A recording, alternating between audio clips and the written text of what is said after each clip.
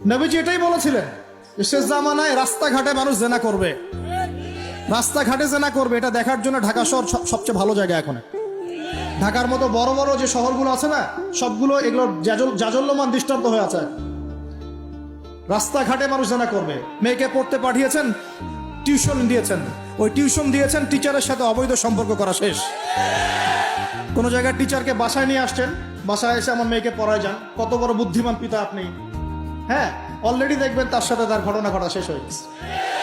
আর মেয়েরা আপনাকে বলবে না, কারণ কেউ কেউ মানে বাধ্য হয়ে এসব জায়গায় ভিকটিম হয়ে যায়, আবার কেউ কেউ নিজের ইচ্ছাতেই কাজগুলো করে। এমন নয় যে সব মেয়ে ধর্ষিত হচ্ছে ছেলেদের আগ্রাসনের কারণে, ব্যাপারটা এমন নয়।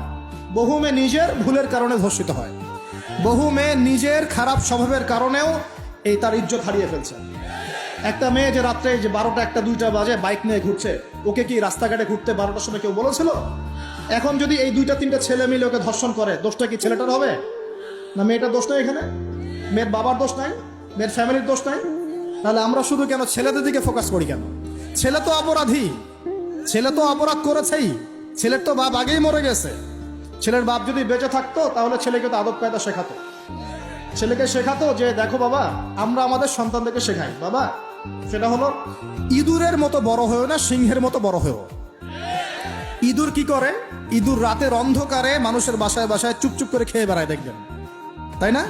যারা রাতের অন্ধকারে জেনা করে বেড়ায় এরা ইঁদুরের মতো।